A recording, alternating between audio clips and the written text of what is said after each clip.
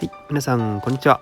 今日のリフォーム第12弾は階段の作り替え工事です。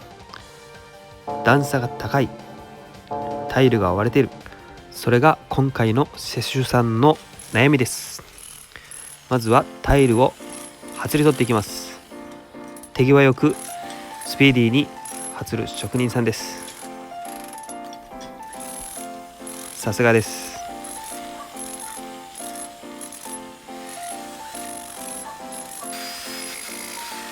おやおや、ちょっと手際の悪い職人さんもいるようですね。誰ですか現場に入れたのは、と思ったら僕でした。何をやってるんですか。期限が迫ってますよ。手際の悪さにさすがのフリーゼさんも怒ってます。でも安心してください。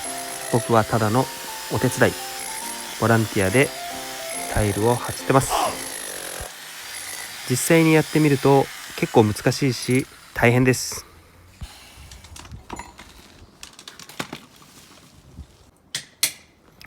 綺麗に外り取れました。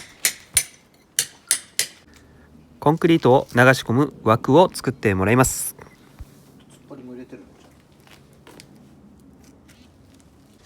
ここにセメントを流し込んでいきます。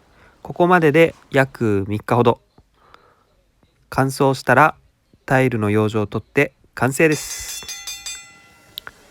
なんということでしょう。3段で段差の高い階段は4段になり、1段1段の高さが低くなり、歩く人も楽ちんになりました。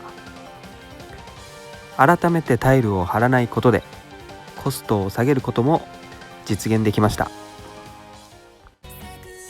これで段差の高くて歩きにくい、タイルの割れている問題解決ができました。よかったなと思ってくれたらいいねとチャンネル登録よろしくお願いします。最後まで見ていただいてありがとうございました。ぜひまた次回も見てください。